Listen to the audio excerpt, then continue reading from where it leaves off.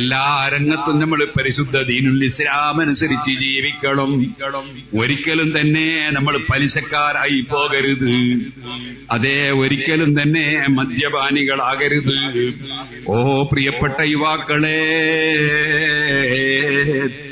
പണം സമ്പാദിക്കാൻ വേണ്ടി, ബിസിനസിന് വേണ്ടി ഏത് നാശം പിടിച്ച സാധനങ്ങളും, ഏത് നാശകാരികളായ മയക്കുമരുന്നുകളും മിഠായിയുടെ രൂപത്തിൽ കൊടുത്ത് ജനങ്ങളെ ദുന്യാവും ആഖിറവും നശിപ്പിക്കുന്ന ഒരു കാലമാണിത്.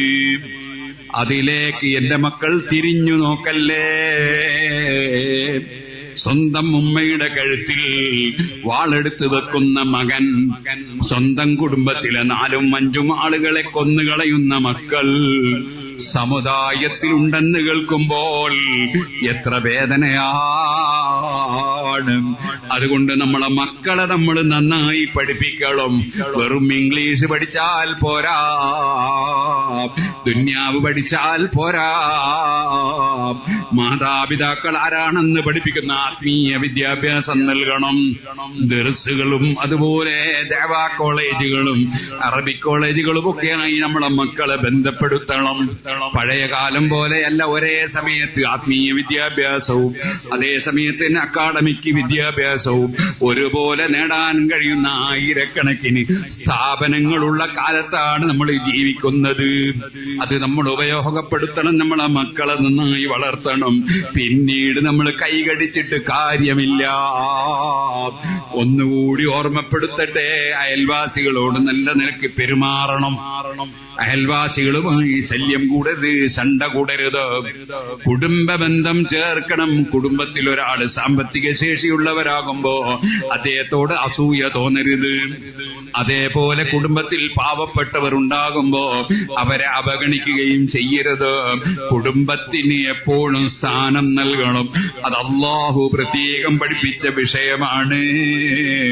അതേ, ലായദ്ഖുലുൽ ജന്നത ഖാതിഉർ റഹിമിൻ, കുടുംബ ബന്ധം മുറിക്കുന്നവന് സ്വർഗത്തിൽ പ്രവേശനമില്ല. ഹബീബ് നബി തങ്ങൾ അങ്ങനെയല്ലേ പഠിപ്പിച്ചത്. അവിടെ കുടുംബ ബന്ധം ചേർക്കുന്നവരാകണം, പാവപ്പെട്ടവരെ സ്നേഹിക്കുന്നവരാകണം, പാവപ്പെട്ടവരെ സഹായിക്കുന്നവരാകണം. നമ്മുടെ സംഘടന നടത്തുന്ന സാന്ത്വന പ്രവർത്തനങ്ങളില്ലേ, അതുപോലെ സംഘടനയുടെ കീഴിൽ നടക്കുന്ന നല്ല നല്ല പരിപാടികളില്ലേ, അതിലെല്ലാം നമ്മൾ സജീവമായി മുന്നേറണം. പരിശുദ്ധ അഹ്ലുസ് സുന്നത്തി വൽ ജമാഅത്തിന്റെ ആശയം മുറുകെ പിടിച്ച് നമ്മൾ ജീവിക്കണം. അതോടുകൂടെ നമ്മുടെ മനസ്സിൽ അഹങ്കാരം ഉണ്ടാകരുത്, ഞാനൊരു വലിയവനാണെന്ന തോന്നലുണ്ടാകരുത്. അല്ലാഹുവിന്റെ അടുക്കൽ ഏറ്റവും പാവപ്പെട്ടവൻ ഞാനാണെന്ന് നമ്മൾ ചിന്തിക്കണം. നിങ്ങളോട് 2 വാക്ക് സംസാരിക്കുമ്പോ എന്റെ മനസ്സിൽ ശൈത്താൻ ഞാൻ തരക്കേടില്ലെന്ന് തോന്നിപ്പിച്ചാൽ, അല്ലെങ്കിൽ നിങ്ങളെക്കാൾ വലിയവനാണ് ഞാനെന്ന് തോന്നിപ്പിച്ചാൽ, ആ ശൈത്താൻ തോന്നിപ്പിക്കുന്നതിൽ പെട്ടുപോകുന്നവനാണ് ഞാനെങ്കിൽ ഞാനും ശൈത്താന്റെ അനുയായി ആയി പോകൂലേ. നമ്മളെ മനസ്സിൽ ഒരിക്കലും അഹങ്കാരം വന്നു പോകരുത്, ഒരിക്കലും അസൂയ വന്നു പോകരുത്, ആരോടും വൈരാഗ്യം വെക്കരുത്. മറിച്ച് നമ്മളോട് തെറ്റ് ചെയ്തവർക്ക് നമ്മൾ മാപ്പ് കൊടുക്കുന്ന മനസ്സുണ്ടാകണം. നബിതങ്ങള് പറഞ്ഞില്ലേ, 3 കാര്യങ്ങളുണ്ടോ, ഹസബഹുല്ലാഹു ഹിസാബൻ യസീറാ, എളുപ്പത്തിൽ സ്വർഗത്തിലേക്ക് കടക്കാൻ കഴിയും. അവനോട് കണിശമായ ചോദ്യങ്ങളൊന്നുമില്ല. അവൻ ഗ്രീൻ ചാനലിലൂടെ പോവുകയാണ്. അതാരാണത്? ഹറമക്, ഇങ്ങോട്ട് തരാത്തവന് അങ്ങോട്ട് കൊടുക്കുന്നവനാണത്. ഇങ്ങോട്ട് ബന്ധം മുറിച്ചവനോട് അങ്ങോട്ട് ബന്ധം ചേർക്കുന്നവനാണത്. ഇങ്ങോട്ട് ആക്രമിച്ചവനോട് അങ്ങോട്ട് പകരം ചെയ്യാതെ വിട്ടുവീഴ്ച ചെയ്യുന്നവനാണത്. വിശാലമായ മനസ്സ് വേണം. ആ വിശാലമായ മനസ്സോടെ ജീവിക്കണം. നമ്മൾ വർഗീയവാദികളായി പോകാൻ പാടില്ല, നമ്മൾ തീവ്രവാദികളായി പോകാൻ പാടില്ല, അനാവശ്യ സംസാരം നടത്താൻ പാടില്ല. ഇത് സോഷ്യൽ മീഡിയയുടെ കാലമാണ്. സോഷ്യൽ മീഡിയയിൽ പലതും എഴുതി വിടുന്നവരുണ്ട്, പലതും പറഞ്ഞു വിടുന്നവരുണ്ട്. അതിന്റെ ഭവിഷ്യത്ത് അനുഭവിക്കുക എപ്പോഴും മുസ്ലിം സമുദായം ഒന്നിച്ചായിരിക്കും. അങ്ങനെയുള്ള വിവരക്കേടുകൾ ചെയ്യരുത്. വിഡ്ഢി ദുഷ്ടന്റെ ഫലം ചെയ്യും. അവൻ വലിയ ആവേശത്തോടെയായിരിക്കും ചില കാര്യം എഴുതുന്നത്, പക്ഷേ അതിന്റെ ഫലം ദുഷ്ടന്റെ ഫലമായിരിക്കും. നമ്മൾ എന്ത് വേണം? മിൻ ഹുസ്നി ഇസ്ലാമിൽ മർഇ തർക്കുഹു മാ ലാ യഅനി. മിൻ ഹുസ്നി ഇസ്ലാമിൽ മർഇ തർക്കുഹു മാ ലാ യഅനി. ഒരാളുടെ ഇസ്ലാം നന്നായാൽ ആവശ്യമില്ലാത്തതിലൊന്നും ഇടപെടില്ല, ആവശ്യമുള്ളത് മാത്രം. ആവശ്യമുള്ള എത്ര സംഗതിയുണ്ട് ഇവിടെ. ആ സമയത്ത് ഒരു 10 സ്വലാത്തില്ലേ കൂടെ? ഓരോരുത്തരും എന്തെല്ലാമാണ് ഇങ്ങനെ എഴുതി വിടുന്നത്, പറഞ്ഞു വിടുന്നത് സോഷ്യൽ മീഡിയയിൽ. എന്തിന്? ആളുകളുടെ ഞാൻ വലിയ ആളാന്ന് വരുത്തി തീർക്കാൻ. വേറെ എന്താണ്? പഠിച്ചോണ്ടിരുന്ന് കൂലിയിട്ടാണ് വർഗീയത ഇളക്കി വിടുന്ന വാചകങ്ങൾ. നമ്മുടെ പരിശുദ്ധ ഇസ്ലാം എത്ര സുന്ദരമാണ്, എത്ര സുതാര്യമാണ്. എന്താണ് ഇസ്ലാമിന്റെ നയം? നന്മ കൊണ്ട് തിന്മയെ ഉപരോധിക്കുക. തിന്മയെ തിന്മ കൊണ്ട് നേരിടുക. അങ്ങനെയല്ലല്ലോ. ഹസനുൽ ബസ്രി റളിയല്ലാഹു അൻഹുവിനെ ഒരാൾ ചീത്ത പറഞ്ഞു, കുറ്റം പറഞ്ഞു, കുറേ കുറ്റം പറഞ്ഞു. ആ വിവരം മഹാനവറുകൾ അറിഞ്ഞു. എന്താ ചെയ്തത്? അയാളെ കുറ്റം അങ്ങോട്ടും പറഞ്ഞോ? ഇല്ല. ഒരു കൊട്ടയിൽ നിറയെ കാരക്ക കൊടുത്തയച്ചു. എന്നിട്ട് പറഞ്ഞു, നീ ആഖിറത്തിലേക്ക് സമ്പാദിച്ച പലതും എന്റെ പേരിൽ ഹദിയ ചെയ്യുന്നു എന്ന് ഞാൻ അറിയാൻ കഴിഞ്ഞു. എല്ലാം എന്റെ അക്കൗണ്ടിലേക്ക് ഇടുന്നുണ്ട്. അതുകൊണ്ട് ഞാൻ ദുനിയാവിലേക്ക് സമ്പാദിച്ച കുറച്ച് ഹദിയ എന്റെ പേരിൽ നിനക്കും അങ്ങോട്ടും. അതാണ് ഔലിയാക്കള്, ആരിഫീങ്ങള്, സാലിഹീങ്ങള്.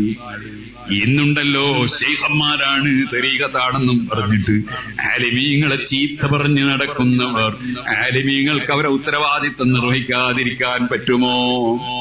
മദ്യപിക്കരുത് ആലിമീങ്ങൾ അതാ പ്രസംഗിക്കുമ്പോ മദ്യപാനി ആലിമിനെ ചീത്ത പറയുന്നതിന് പകരം അദ്ദേഹം പറഞ്ഞത് ശരിയാണ്, തെറ്റ് ഞാനാണ് ചെയ്തതെന്ന് മനസ്സിലാക്കി തൗബക്കൊരുങ്ങുകയല്ലേ വേണ്ടത്.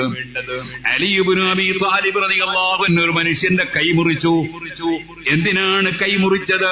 അദ്ദേഹം കളവ് നടത്തിയത് കൊണ്ടാണ്. കളവ് നടത്തിയവന്റെ കൈ മുറിച്ചു. അദ്ദേഹം മുറിഞ്ഞ കൈയുമായി ഇങ്ങനെ പോകുമ്പോ സൽമാനുൽ ഫാരിസി റളിയല്ലാഹു അൻഹു കണ്ടു, ഇബ്നുൽ ഖറാ കണ്ടു. ചോദിച്ചു, നിങ്ങളെ കൈയാരാണ് മുറിച്ചത്? അദ്ദേഹം പറഞ്ഞു, സൗദുൽ ബത്തൂൽ ഖത്നുർ റസൂൽ. അത് അല്ലാഹുവിന്റെ റസൂലിന്റെ ജമാതാവാണ്, ഫാത്തിമ ബീവിയുടെ ഭർത്താവാണ്, മഹാനായ അലി ഇബ്നു അബീ ത്വാലിബ് അമീറുൽ മുഅ്മിനീനാണ്. നിങ്ങളെ കൈമുറിച്ചിട്ടും നിങ്ങൾ അദ്ദേഹത്തിന്റെ ഗുണം പറയാണോ, മഹത്വം പറയാണോ? അദ്ദേഹം പറഞ്ഞു, തെറ്റ് ചെയ്തത് ഞാനാണ്, അമീറുൽ മുഅ്മിനീൻ അലി ഇബ്നു അബീ ത്വാലിബ് അല്ല. അലി ഇബ്നു അബീ ത്വാലിബ് കടപ്പാട് നിർവഹിച്ചതാണ്, തെറ്റ് ചെയ്തത് ഞാനാണ്. അതിനാൽ ഞാൻ അദ്ദേഹത്തെ പുകഴ്ത്തുകയാണ്. കടപ്പാട് വീട്ടിയ ഭരണാധികാരിയാണ്.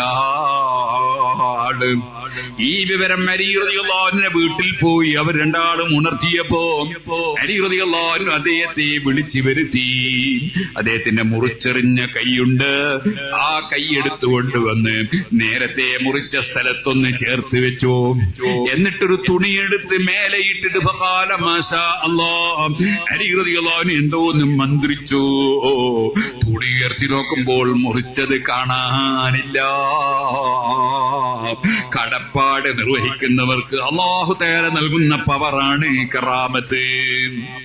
ഓ സഹോദരന്മാരെ, അതുകൊണ്ട് ഉപദേശിക്കുന്ന പണ്ഡിതന്മാരെ ചീത്ത വിളിക്കുന്നവൻ തരീഖത്തുകാരനല്ല, ശരീഅത്തുകാരനല്ല, ഹഖീഖത്തുകാരനല്ല. അവൻ ദീനിന്റെ വിരോധിയും സ്വന്തമായി നരകത്തിൽ അതാ ചാടുന്നവനുമാണ് കേട്ടോ. അത്തരത്തിലുള്ള വിഷയങ്ങളൊന്നും കേട്ട് നമ്മൾ പെട്ടുപോകാൻ പാടില്ല. ഞാനൊരു സ്ഥലത്ത് വളരെ ദൂരെ, നിങ്ങളെ സംബന്ധിച്ചിടത്തോളം പറഞ്ഞാൽ ഒരു 400 കിലോമീറ്റർ അകലെ ഞാനൊരു സ്ഥലത്ത് വഅദ് പറഞ്ഞിരുന്നു. ആ വഅദിൽ ഞാൻ പറഞ്ഞു, സുബ്ഹാനല്ലാഹ്, നമ്മൾ സിഹ്ർ ചെയ്യാൻ പാടില്ല. സിഹ്ർ എന്ന് പറഞ്ഞാൽ ശൈത്താനെ കൂട്ടുപിടിച്ചിട്ട് ചില ദ്രോഹം ചെയ്യുന്ന പരിപാടിയാണ്. അത് ചെയ്യാൻ പാടില്ല, ആരും ചെയ്യാൻ പാടില്ല. അത് അധികവും ചെയ്യൽ ആരാണ്? അത് ചില പൂജാരിമാരും അതുപോലെ ഉള്ള പല ഋഷിമാരൊക്കെ ചിലപ്പോ സിഹ്ർ ചെയ്യും. കാരണം ശൈത്താനെ കൂട്ടിപ്പിടിച്ച് പല പരിപാടിയുണ്ട്. എന്നാൽ അതേ പരിപാടി സുബ്ഹാനല്ലാഹ് ഒരു മുസ്ലിയാരും ചെയ്യാൻ പാടില്ല, ഒരു തങ്ങളും ചെയ്യാൻ പാടില്ല, ഒരാളും ചെയ്യാൻ പാടില്ല. അത് സബഉൽ മുബിഖാത്തിൽപ്പെട്ട തെറ്റാണ്. അതേ സമയത്ത് സയ്യിദന്മാരും ആലിമീങ്ങളുമൊക്കെ അവരോട് പ്രശ്നവും പ്രയാസങ്ങളും ഒക്കെ ജനങ്ങൾ വന്ന് പറയും. അവരെ പ്രശ്നം തീരാൻ നന്നായി ഖുർആൻ ഓതാൻ പറയണം, സലാത്ത് ചൊല്ലാൻ പറയണം, ദിക്ർ ചൊല്ലാൻ പറഞ്ഞു കൊടുക്കണം. അല്ലാഹുവിന്റെ മഹത്തായ അസ്മാഉൽ പേരുകൾ അത് വേണമെങ്കിൽ എഴുതി കെട്ടാൻ പറയണം, അല്ലെങ്കിൽ അതാ ആയത്ത് എഴുതി കുടിക്കാൻ പറയണം. അതെല്ലാം മഹാന്മാര് ചെയ്ത സംഭവങ്ങളാണ്. പക്ഷേ സിഹർ ഒരാൾക്കും അനുവദനീയമല്ല. മറ്റൊരുത്തിന് ദ്രോഹം വരുത്താൻ വേണ്ടിയുള്ള ഏർപ്പാടുകൾ ചെയ്യാൻ പാടില്ല. അതേപോലെ സുഹൃത്തുക്കളെ, സുബ്ഹാനല്ലാഹ്, എന്നോടൊരു സ്ത്രീ പറഞ്ഞു, എന്റെ ഒരു സാധനം ഒരു കളവ് പോയി ഉസ്താദേ, കിട്ടുന്നില്ല, ഭയങ്കര ബേജാറാണ്. ഞാൻ പറഞ്ഞു, ഒരു കുഞ്ഞൊരു ദിക്റിയല്ലേ പറഞ്ഞു, ദിക്ർ പറഞ്ഞു കൊടുത്ത് കുറച്ച് കഴിഞ്ഞിട്ട് എന്റെ സാധനം കിട്ടുമോ എന്ന് ചോദിച്ചു. ഞാൻ പറഞ്ഞു ഞാൻ എടുത്തിട്ടില്ല എന്ന് പറഞ്ഞു. കാരണം കിട്ടുകയില്ലേന്ന് ഞാൻ പറയണെങ്കിൽ ഞാൻ എടുത്തു വെച്ചാണെങ്കിൽ എനിക്ക് പറയാൻ കിട്ടുകയില്ല. അല്ലാതെ ഞാനിങ്ങനെ പറയാ, എനിക്കത് പറയാൻ കഴിയില്ല. അറിയാത്തത് പറയാൻ പാടില്ല, അറിയുന്നതേ പറയാൻ പാടില്ല. സുബ്ഹാനല്ലാഹ്, ഡോക്ടർ പറഞ്ഞു ഓപ്പറേഷൻ വേണോ? അപ്പൊ ഒരാള് ഓപ്പറേഷൻ വേണ്ട, ഇയാൾക്ക് അതിനെ പറ്റി വല്ല വിവരമുണ്ടോ? ഒരു വിവരമില്ലാതെ പറയാൻ പാടില്ല.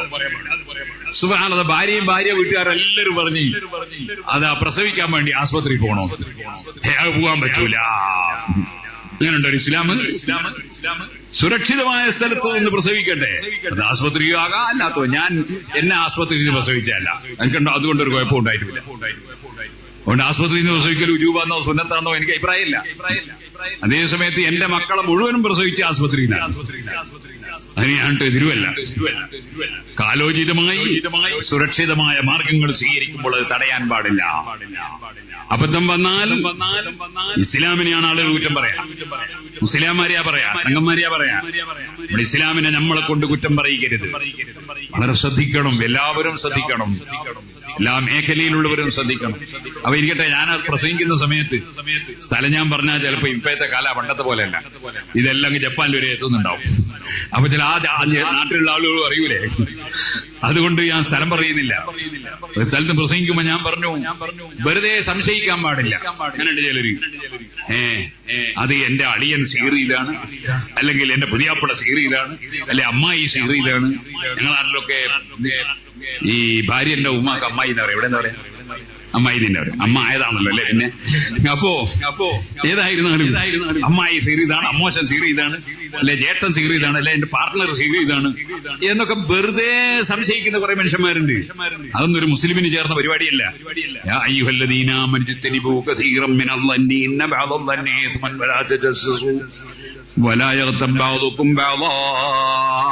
തെറ്റിദ്ധരിക്കാൻ പാടില്ല, ചുഴന്നന്വേഷിക്കാൻ പാടില്ല.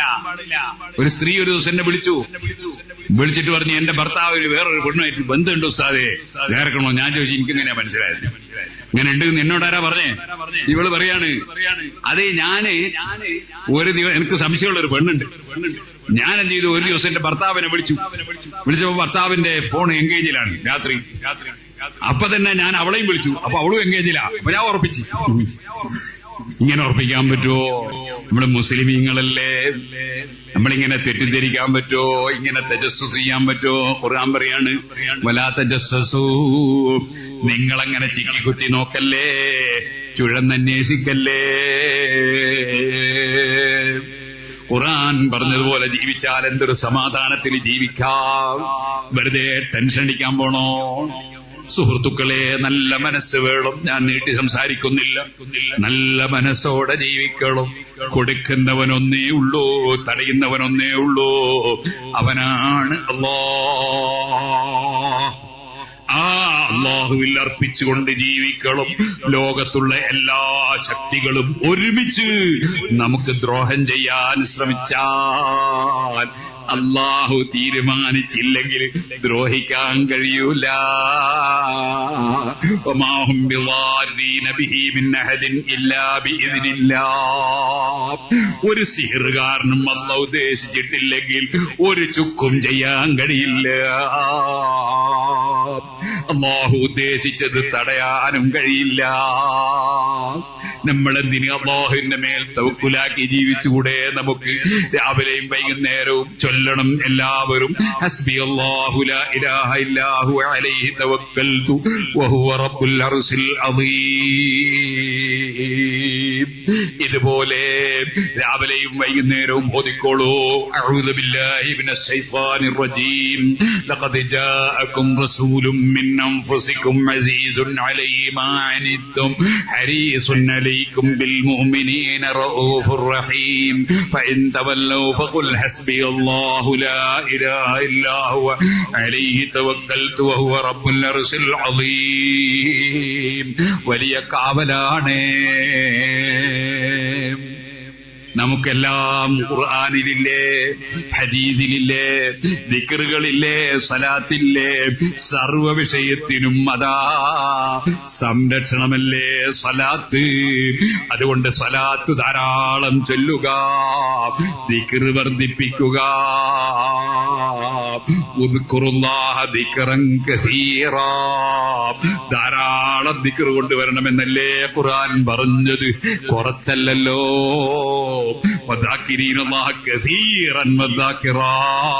ധാരാളം ദിക്റ് ചൊല്ലുന്ന പുരുഷന്മാരും സ്ത്രീകളും സ്വർഗത്തിലെന്നല്ലേ ഖുർആൻ പഠിപ്പിക്കുന്നത്. ദിക്റ് വർദ്ധിപ്പിക്കുക, സലാത്ത് വർദ്ധിപ്പിക്കുക, ഖുർആനോത്ത് വർദ്ധിപ്പിക്കുക,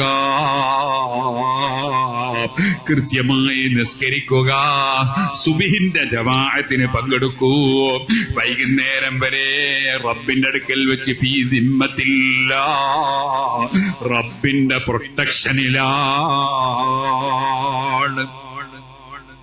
നമ്മൾ മുത്തഖീങ്ങളായി ജീവിക്കണം.